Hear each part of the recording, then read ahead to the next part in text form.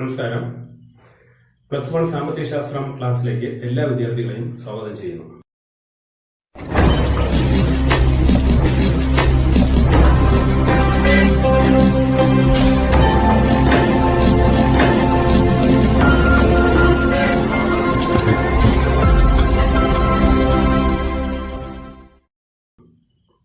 കഴിഞ്ഞ ക്ലാസ്സിൽ നമ്മൾ ഡിസ്കസ് ചെയ്തത് എക്കണോമിക്സ് ഫസ്റ്റ് ഇയറിൽ നിങ്ങൾക്ക് 2 ടെക്സ്റ്റ് ബുക്ക് പഠിക്കാനുണ്ടെന്നും അതിൽ ഒന്ന് ഇന്ത്യൻ ഇക്കണോമിക് ഡെവലപ്മെന്റും രണ്ടാമത്തെ ടെക്സ്റ്റ് ബുക്ക് സ്റ്റാറ്റിസ്റ്റിക്സുമാണ്.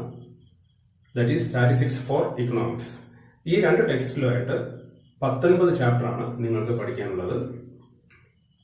അതിൽ ഇന്ത്യൻ ഇക്കണോമിക് ഡെവലപ്മെന്റ് എന്നുള്ള ടെക്സ്റ്റ് ബുക്കിലെ ആദ്യത്തെ ചാപ്റ്ററായ Indian economy on the eve of independence, സ്വാതന്ത്ര്യലബ്ധികാലത്തെ ഇന്ത്യൻ സമ്പദ് വ്യവസ്ഥയെ കുറിച്ചാണ് നമ്മൾ കഴിഞ്ഞ ക്ലാസ്സിൽ പഠനം ആരംഭിച്ചത്.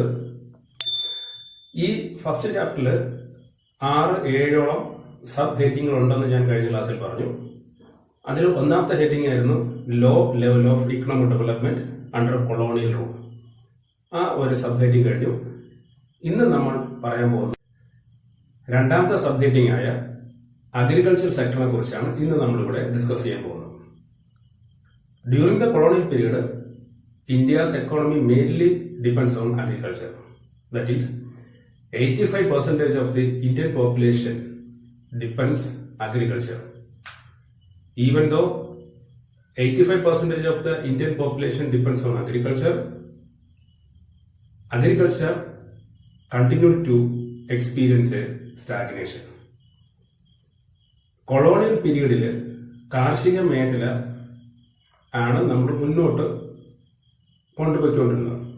ഏകദേശം 85% ആൾക്കാരും ഇന്ത്യയിൽ കാർഷിക മേഖലയാണ് ഡിപ്പെൻഡ് ചെയ്തിരുന്നത്, നിങ്ങൾക്കറിയാം. പക്ഷെ 85% ആൾക്കാരും കാർഷിക മേഖല ഡിപ്പെൻഡ് ചെയ്തിരുന്നെങ്കിൽ പോലും ഇന്ത്യയിലെ കാർഷിക മേഖല കൊളോണിയൽ പീരീഡിൽ ഒരു സ്തംഭനാവസ്ഥയിലായിരുന്നു, ഒരു സ്റ്റാഗ്നന്റ് സ്റ്റേജ് ആയിരുന്നു. അതുപോലെ തന്നെ അഗ്രികൾച്ചർ പ്രൊഡക്ടിവിറ്റി ബിക്കം ലോ. കാർഷിക ഉൽപാദനവും ഈ സമയത്ത് വളരെ കുറവായിരുന്നു. അപ്പോൾ അഗ്രികൾച്ചർ മേഖലയിലെ സ്തംഭനാവസ്ഥയ്ക്ക് ഒരുപാട് റീസൺസ് ഉണ്ട്, സോ മെനി റീസൺസ്. അതിൽ ഏറ്റവും പ്രധാനപ്പെട്ട ഒന്നാണ് ലാൻഡ് സെറ്റിൽമെന്റ് അല്ലെങ്കിൽ ലാൻഡ് റവന്യൂ സെറ്റിൽമെന്റ് എന്ന് നമുക്ക് പറയാം. So many types of settlements are introduced at that time in India. Among them, prominent one is സെമീന്ദാരി system. നിങ്ങൾക്കറിയാം, സെമീന്ദാരി സിസ്റ്റത്തിനെ കുറിച്ച് നിങ്ങൾ 8ലും 9ലും 10ലും ക്ലാസ്സുകളിൽ പഠിച്ചിട്ടുണ്ടായിരുന്നു. സെമീന്ദാരി സിസ്റ്റം, സെമീന്ദാറിന്റെ ജോലി എന്താണെന്ന് നിങ്ങൾക്കറിയാം. Collect tax from the cultivators. That is A huge amount of tax collected from the cultivators and paid to the colonial government. A huge profit emerged in agriculture sector, but this went into the pocket of zamindars. ഒരുപാട് profit കാർഷിക മേഖലയിൽ ഉണ്ടായെങ്കിൽ പോലും പക്ഷെ ഈ പ്രോഫിറ്റുകളെല്ലാം സെമീന്ദാരുടെ കൈവശമാണ് പൊക്കിക്കൊണ്ടിരുന്നത്.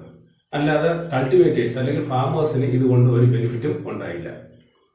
അപ്പോൾ ഇവിടെ നിങ്ങൾ ശ്രദ്ധിക്കേണ്ട ഒരു കാര്യം, ഒരുപാട് systems, land settlement system, that is ഭൂ ഉടമ സമ്പ്രദായം നിലനിന്നിരുന്നെങ്കിലും അതിൽ ഏറ്റവും പ്രധാനപ്പെട്ടത് ഈ പറഞ്ഞതുപോലെ സെമീന്ദാരി സിസ്റ്റമാണ്. നിങ്ങൾ വിശദമായി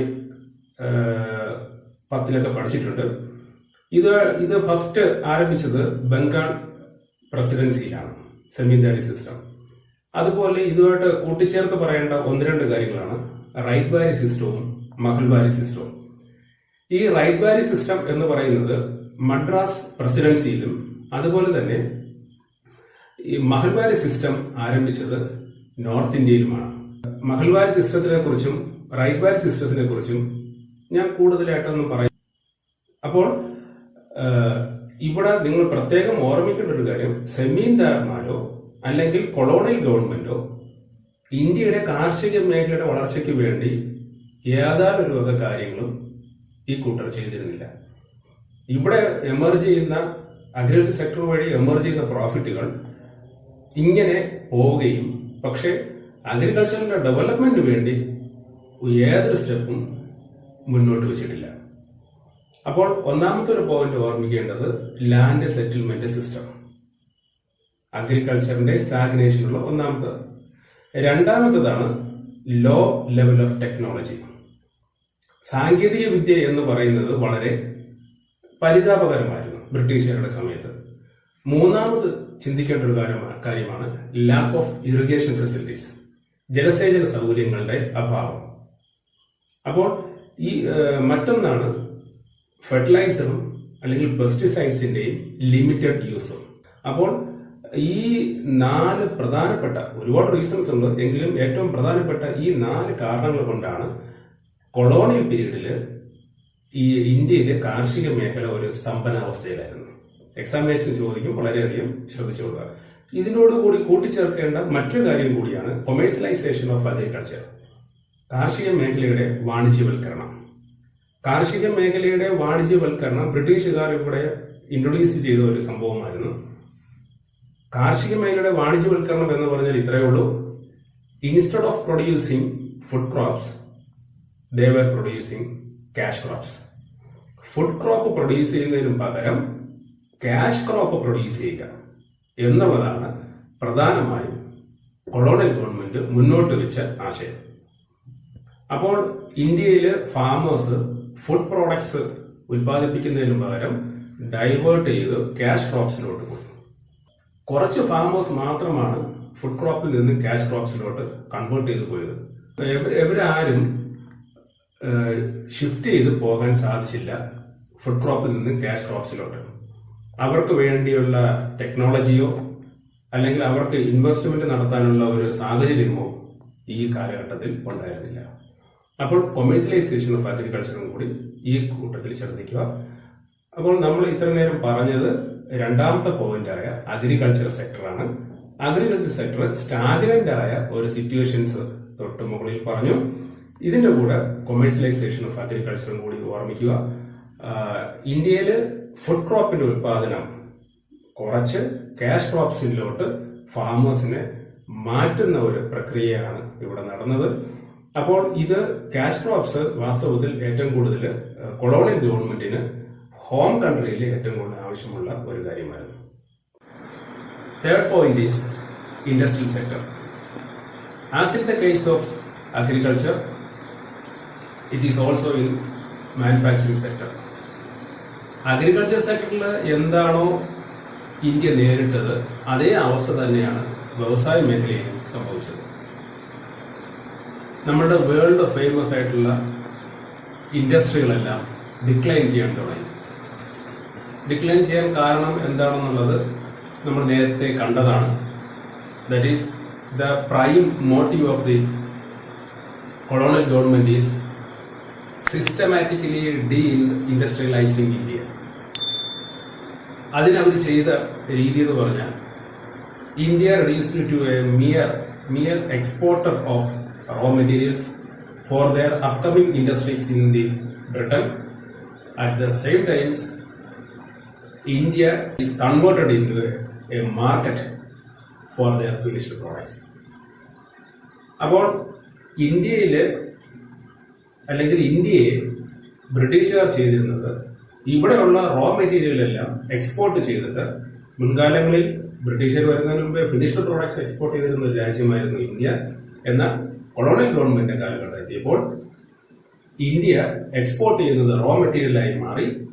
ഈ റോ മെറ്റീരിയൽ എക്സ്പോർട്ട് ചെയ്യുന്നതിന്റെ റീസൺ എന്തെന്നാൽ അവരുടെ രാജ്യത്ത് ഇൻഡസ്ട്രികളുടെ ഫാസ്റ്റ് ഡെവലപ്മെന്റിന് വേണ്ടി റോ മെറ്റീരിയൽ എസെൻഷ്യലാണ്. അപ്പോൾ ഇന്ത്യയിൽ നിന്നും റോ മെറ്റീരിയൽ എക്സ്പോർട്ട് ചെയ്യും. അറ്റ് ദ സെയിം ടൈം അതേ സമയത്ത് തന്നെ ബ്രിട്ടനിൽ പ്രൊഡ്യൂസ് ചെയ്യുന്ന ഫിനിഷ്ഡ് പ്രോഡക്ട്സുകൾ സെയിൽ ചെയ്യാനുള്ള ഒരു മാർക്കറ്റായി മാറ്റി ഇന്ത്യയിൽ. അപ്പോൾ ഈ തരത്തിലാണ് കൊളോണിയൽ ഗവൺമെന്റ് ഇന്ത്യയോട് ഉണ്ടായ മനോഭാവം. അതായത് മാക്സിമം അഡ്വാൻറ്റേജസ് അവരുടെ കൺട്രിക്കും അവരുടെ വ്യവസായങ്ങൾക്കും ലഭിക്കുക എന്നുള്ളതായിരുന്നു ഇതിന്റെ പിന്നിലുള്ള പ്രധാനപ്പെട്ട ലക്ഷ്യം. അപ്പം ഇത് ഒരു പോയിന്റ് ആലോചിക്കുക. അടുത്തത് ഏറ്റവും പ്രധാനപ്പെട്ടതാണ് ഇൻഡിജീനിയസ് ആയിട്ടുള്ള ഇൻഡസ്ട്രികൾ ഇന്ത്യയിൽ കൊളാപ്സ് ആയി തുടങ്ങി. അപ്പോൾ അതിന്റെ ഫലമായിട്ട് അൺഎംപ്ലോയ്മെന്റ് ഇൻക്രീസ് ചെയ്തു. ഇന്ത്യൻ പ്രോഡക്റ്റുകൾ ഇന്ത്യൻ മാർക്കറ്റിൽ കിട്ടാതെയായി.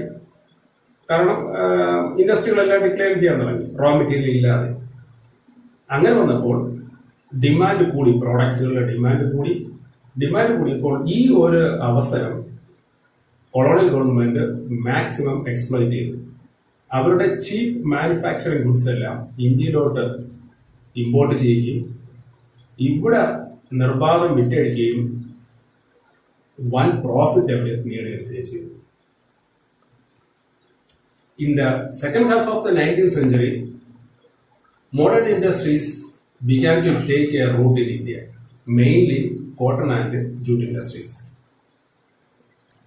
Cotton industries are started by Indians in Maharashtra and Gujarat. Jute industries are started in Bengal by foreigners. അപ്പോൾ ഇവിടെ ചില ഇൻഡസ്ട്രികളുടെ ഡെവലപ്മെന്റ് ഉണ്ടായി. കോട്ടൺ, അതിനൊരു എക്സാമ്പിളാണ് കോട്ടൺ, ജൂട്ട് ഇൻഡസ്ട്രികൾ. കോട്ടൺ ഇൻഡസ്ട്രികളെല്ലാം പ്രധാനമായും ആരംഭിച്ചത് ഇന്ത്യക്കാരായിരുന്നു, മഹാരാഷ്ട്ര, ഗുജറാത്ത് കേന്ദ്രീകൃതമായി. എന്നാൽ ജൂട്ട് ഇൻഡസ്ട്രികൾ ബംഗാൾ മേഖലയിൽ ആരംഭിച്ചത് ഫോറിനേഴ്സ് ആയിരുന്നു. Subsequently in 1907 TISCO, that is Tata iron and steel company established. ഇതിന്റെ കൂടെ തന്നെ 1907 ഇന്ത്യയില് Tata iron and steel company സ്ഥാപിതമായി.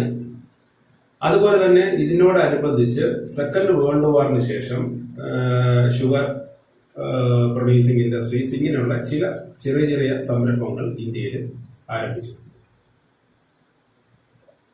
ഇങ്ങനെ ഒറ്റപ്പെട്ട ചില വ്യവസായങ്ങൾ ഇന്ത്യയിൽ ആരംഭിച്ചെങ്കിൽ പോലും ഇന്ത്യയില് ട്രഡീഷണൽ ആയിട്ടുണ്ടായിരുന്ന ഹാൻഡിക്രാഫ്റ്റ്സ് ഇൻഡസ്ട്രിയുടെ തകർച്ചയ്ക്ക് പകരം വയ്ക്കാൻ പറ്റുന്നതായിരുന്നില്ല ഈ ചില ഒറ്റപ്പെട്ട വ്യവസായങ്ങളുടെ വളർച്ച.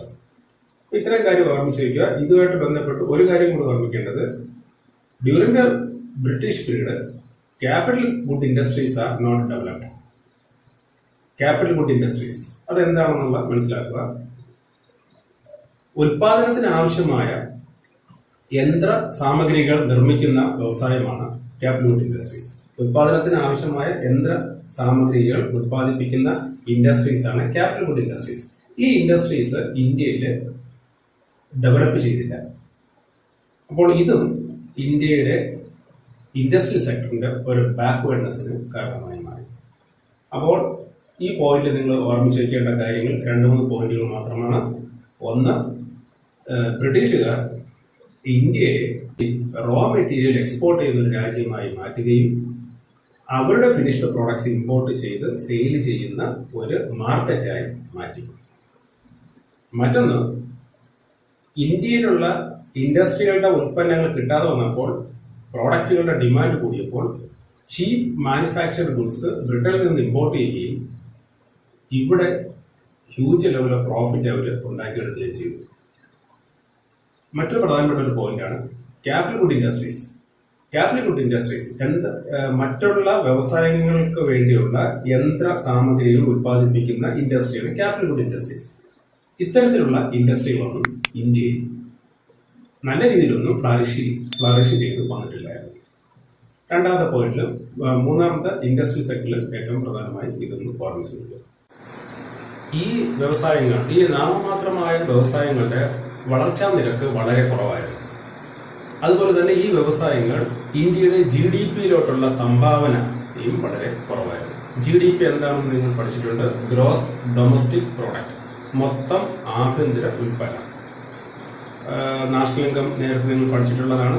മൊത്തം ആഭ്യന്തര ഉൽപ്പന്നം എന്ന് പറഞ്ഞാൽ ഒരു രാജ്യത്ത് ഉൽപ്പാദിപ്പിക്കുന്ന, രാജ്യത്തിനകത്ത് ഉൽപ്പാദിപ്പിക്കുന്നത് എന്നുള്ളതാണ് പ്രധാനപ്പെട്ട ഒരു പോയിന്റ്. ഒരു രാജ്യത്ത് ഉൽപ്പാദിപ്പിക്കുന്നതിന് പകരം എന്ന് പറയുന്നതിന് പകരം രാജ്യത്തിനകത്ത് ഉൽപ്പാദിപ്പിക്കുന്ന അന്തിമ സാധനങ്ങളുടെ സേവനങ്ങളുടെ, അപ്പോൾ ഈ തരത്തിൽ പറയുന്നതാണ് നമ്മൾ GDP എന്ന് പറയുന്നത്. അപ്പോൾ ഈ GDP-യിലോട്ടുള്ള ഈ വ്യവസായങ്ങളുടെ കോൺട്രിബ്യൂഷനും നാമമാത്രമായിരുന്നു. അതുപോലെ തന്നെ ഈ കാലഘട്ടങ്ങളിൽ ആരംഭിച്ച ന്യൂ ഇൻഡസ്ട്രികളിൽ, പുതിയ പുതിയ വ്യവസായങ്ങളിൽ പബ്ലിക് സെക്ടറിന്റെ റോള് വളരെ കുറവായിരുന്നു. Public sector role limited to certain industries, that is railway, power generation, port, communication etcetera. അപ്പോൾ ഇതിൽ മാത്രമായിട്ട് പബ്ലിക് സെക്ടർ ചുരുങ്ങി നിന്നു. അതുപോലെ തന്നെ വ്യാപകമായ രീതിയിൽ ഇന്ത്യ മുഴുവൻ ഇതിന്റെ വ്യവസായങ്ങൾ പടർന്ന് പന്തലിച്ചില്ല. പകരം ചില ഏരിയകളിൽ മാത്രമാണ് ഈ വ്യവസായങ്ങൾ ഒതുങ്ങുന്നത്. അപ്പോൾ ഇതെല്ലാമാണ് ഇന്ത്യയിലെ ബ്രിട്ടീഷുകാരുടെ സമയത്ത് ഇൻഡസ്ട്രിയൽ സെക്ടറിന്റെയും അവസ്ഥ. ഇൻഡസ്ട്രിയൽ സെക്ടറും വിചാരിക്കുന്ന രീതിയിൽ, നമ്മൾ പ്രതീക്ഷിച്ച രീതിയിലൊന്നും ഒരു വളർച്ചയും ഉണ്ടായിട്ടില്ല.